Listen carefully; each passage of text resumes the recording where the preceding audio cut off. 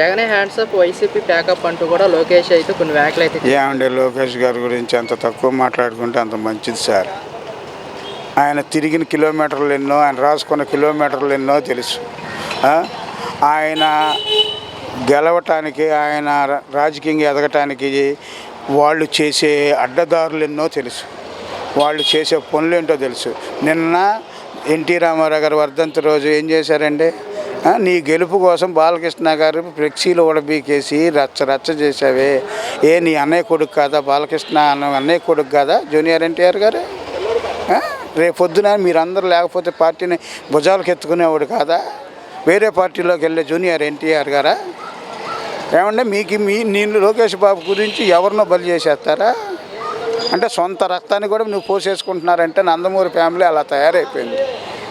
దానికి మనం ఏమీ చేయలేం సార్. అంతే. ఎందుకని అంటారు ఇంత అంటే ఎందుకని అంటారు ఇంత? లోకేష్ బాబు కోసం అండి. అల్లుడు చంద్రబాబు నాయుడు గారు కుమారుడు పైకి రావాలి. దాన్ని మనం ఏమని ఆలోచిస్తాం చెప్పండి? నా కొడుకు వాడు చేతకానివాడైనా సరే నేను పైకి తీసుకురావాలి. మేనల్లుడి కంటే కొడుకు ఎక్కువ కదా, అలా ఎందుకని చేస్తున్నారంటారు? మేనల్లుడు కొడుకు కంటే కూతురు ఉంది కదండి. కూతురు మొగుడు మేనల్లుడు అయ్యాడు, అల్లుడు అయ్యాడు. రెండు ఉంది కదా, ఒకటి కన్నా రెండు పెద్దదిగా. అలానే ఎన్టీఆర్ కన్నా మరి లోకేష్ బాబే పెద్దవాడు అయ్యాడు. మరి రెండు అంకెలు ఉన్నాయి కాబట్టి మేనల్లుడు ప్లస్ అల్లుడు. దానికోసం స్వార్థాన్ని బయటికి తీసి బాలకృష్ణ బాబు చేసే పనులు ఇవి.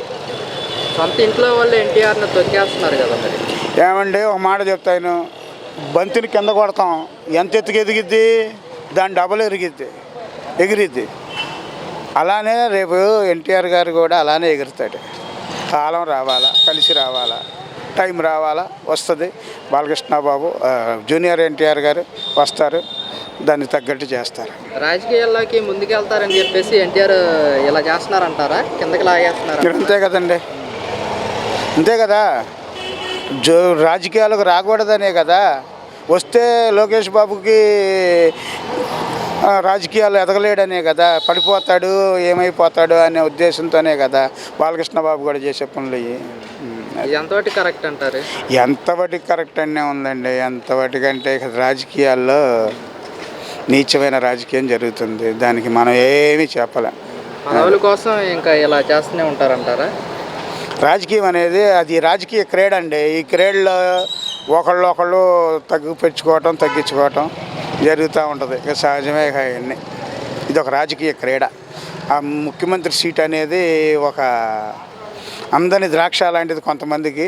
అదేమో ఒకళ్ళకేమో పండిన ద్రాక్ష లాంటిది, తినేస్తారు, రుచిగా ఉంటుంది. లోకేష్ బాబుకి అందని ద్రాక్ష, దానికోసం ఎంతైనా చేస్తాడు. ఇక అది బాలకృష్ణ బాబు లోకేష్ చేసే పనులకి ఇక అది జరిగే ప్రత్యామ్నాయం. అది ఏదైనా ఒక మాట, జూనియర్ ఎన్టీఆర్ గారు ఎప్పటికైనా తెలుగుదేశం పార్టీని వాళ్ళ తాతగారి పార్టీగా తీసుకొని ఉన్నతమైన శిఖరాలకు ఎక్కిస్తాడని నేనైతే భావిస్తున్నా. అది నా కోరిక కూడా.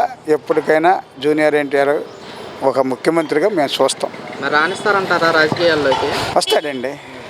కాలం కలిసి వస్తే వస్తాడు, గ్యారంటీగా వస్తాడు. కాలం కలిసి వస్తాడు. రాబోయే కాలంలో మంచి ఉన్నతమైన స్థితికి వెళ్తాడు. అది ఒక పక్క.